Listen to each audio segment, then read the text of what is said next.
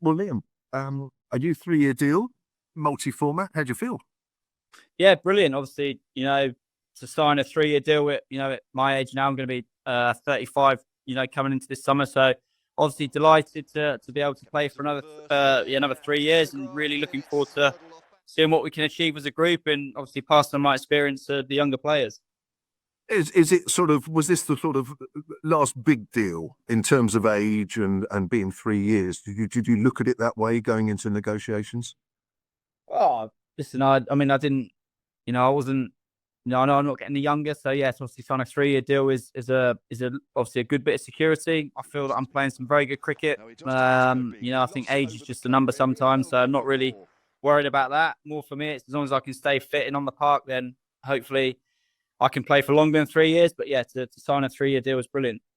Yeah, your stats and your accolades certainly last year proves that you're probably playing, if you just take the championship alone, probably playing the best red ball cricket of your life. Yeah, it's gone really well. The last 2 years in Red Bull cricket, it's gone really, really well. Really happy with how it's gone, and also as a team as well, we've improved in the last 2 years as well. So obviously desperate to try and eventually win that Red Bull trophy. It's obviously going to be extremely hard, but yeah, that's a big drive of mine, and hopefully within that 3 years that can happen. Yeah, third in the last couple of years or so, second last year. You are so close as a team, aren't you? We're playing some great cricket. Obviously, to Surrey have been the standout team, and in fair play to them. They made some brilliant signings. They have a lot of England players, so yeah, they're a great side. But hopefully, as I said, within those 3 years, that what I've got left, hopefully we can continue to challenge and maybe win it.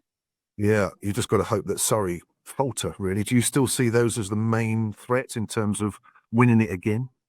Yeah, definitely. I think they're the standout team to win it 3 years in a row. I think they're going to be massive favourites again going into this domestic season. As a Somerset, as a Essex, I think as well, Durham are a very good team. So there's some strong teams in Division One, but we are as well. So hopefully we can continue our form, keep improving, and going, that one step closer to winning it. Now, you're out in South Africa, currently playing for the Sunrisers Eastern Cape. It's the third edition of the SAT20. They've won it previous 2 years. Again, you started the competition not particularly well. No, we didn't. We lost. I think we lost our first two last year. We lost our first three this year. So, yeah, obviously a disappointing start. I think we knew as a group that we weren't up to the standards we need to be up to. But thankfully, after that, we bounced back really well. We won 4 games in a row, to give ourselves a chance of qualifying. So we've got two massive games left, one tomorrow night and one Saturday. So I think if we win one of those, we qualify in the top four.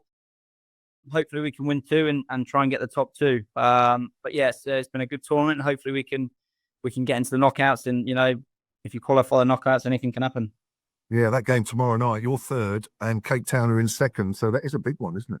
It's a massive game. It's a must-win game for us if we want to try and finish in that top two. So it's on our own hands a little bit. Yeah, as I said, hopefully we can win our last two and put pressure on the top two teams and maybe sneak into second place. Yeah, what is it you like about this competition in South Africa? I think the standard is brilliant. It's such a good standard of cricket. There's some phenomenal players.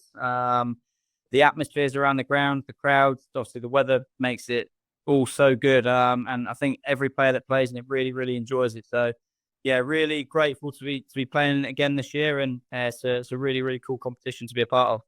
Yeah, I'm looking at the spin attack for the Sunrisers. There's yourself and Simon Harmer.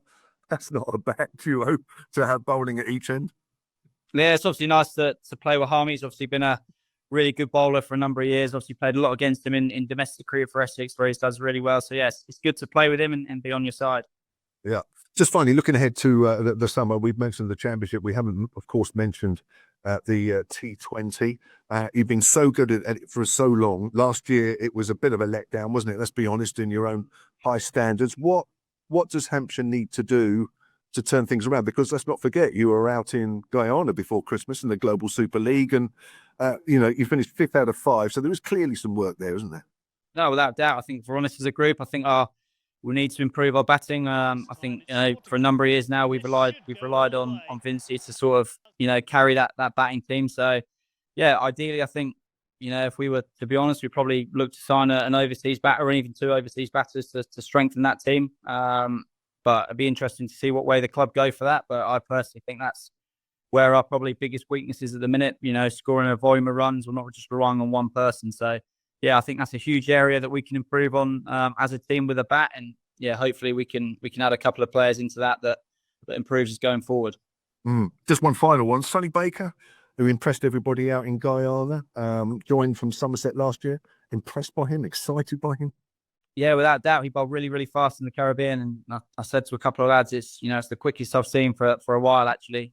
He bowled really, really good pace, and he seemed that he loved the batter as well out there. So yeah, he's going to be a really exciting addition going forward. Obviously, don't expect too much from him too early. He's still a very young lad. And people that bowl that fast, are probably going to get injured. So yeah, I think be patient with him. But I think if we're patient with him, I think, and we invest enough time, and I think, in the coming years, he can be a real big weapon for us going forward.